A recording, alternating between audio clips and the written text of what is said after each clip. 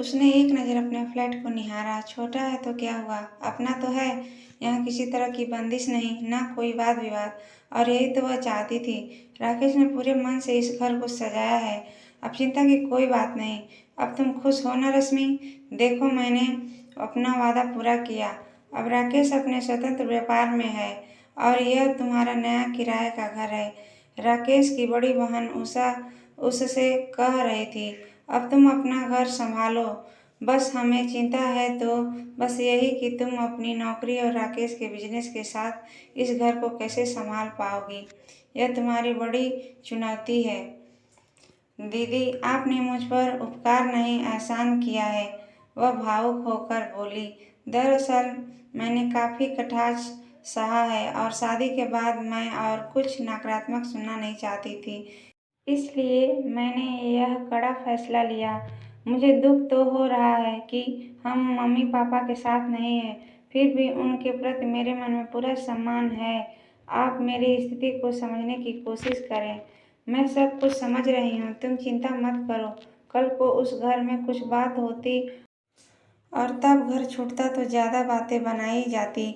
उषा अपनी कार में बैठते हुए बोली, मैं तुम्हारे विचारों से सहमत हूँ, इसलिए तो सदैव तुम्हारे फैसले के साथ रही। बस राकेश को भी खुश रखना, इसके लिए आप निश्चिंत रहें। अब तो वही मेरे लिए सब कुछ है।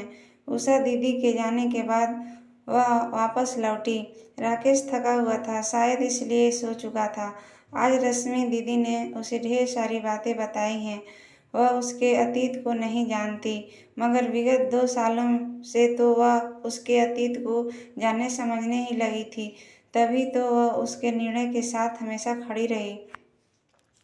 जब राकेश के पापा को कोरोना हुआ था, उन्हीं दिनों वह अपने ही घर में अछूतों की तरह रहने को विवश हुए थे और तभी शायद उन्हें एहसास हुआ था कि अपमान और उपेक्षा क्या और कैसी होती है।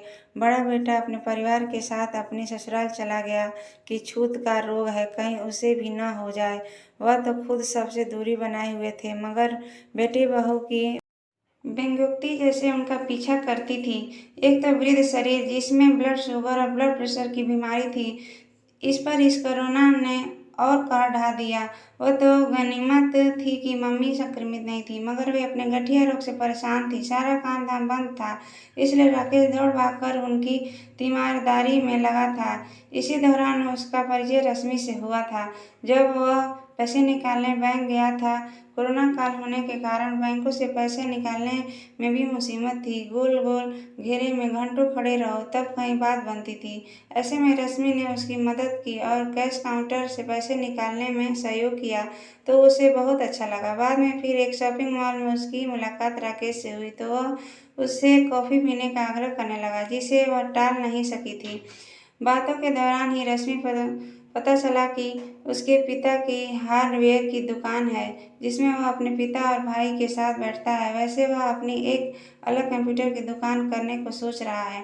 राकेश का व्यवहार उसे पसंद आया था और अब यह जानकर कि वह कंप्यूटर की दुकान खोलने वाला है, उसकी भी उसमें दिलचस्पी बढ़ गई थी। वह उसे अपने दफ्तर का पता देते हुए बोली, कभी और जानकारी चाहिए तो बताना, तुम्हें सहयोग करके खुशी होगी।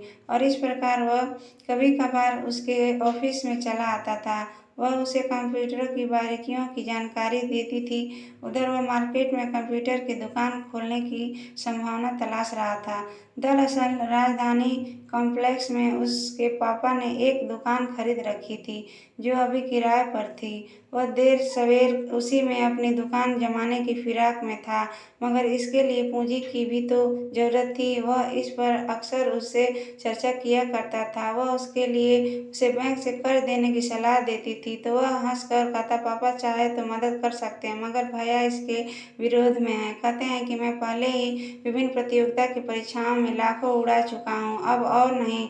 अरे मेरे घर वाले किसी मोटी मुर्गी की तलाश में हैं, जिसे मुझे दहेज मिले तो मेरी यह समस्या हल हो जाए।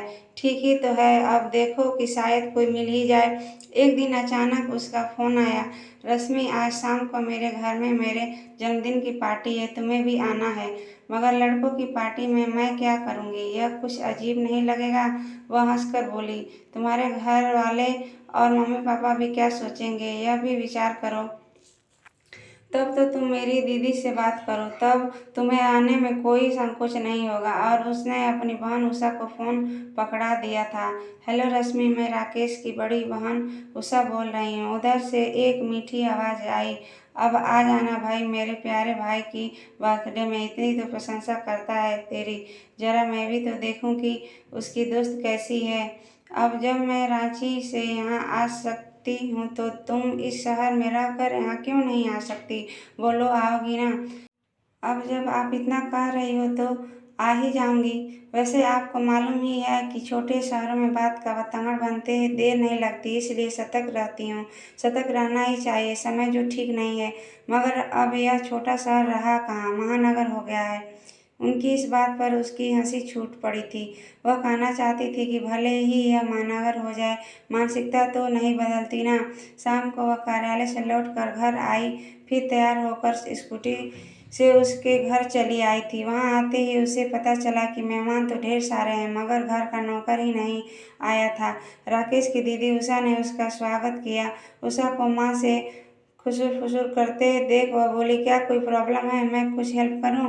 अरे क्या कहें रश्मि, राकेश ने अपने ढेर सारे फ्रेंड बुला लिए हैं और यहाँ घर का नौकर ही नहीं आया है, सो थोड़ी परेशानी हो रही है। तो क्या हुआ, हम मिलजुल कर काम संभाल लेंगे। वह बोली, आप बिल्कुल चिंता न करें, मैं सब संभाल लूंगी, आखिर ऑफिस की मीटिंगों का अनुभव है मेरे पास।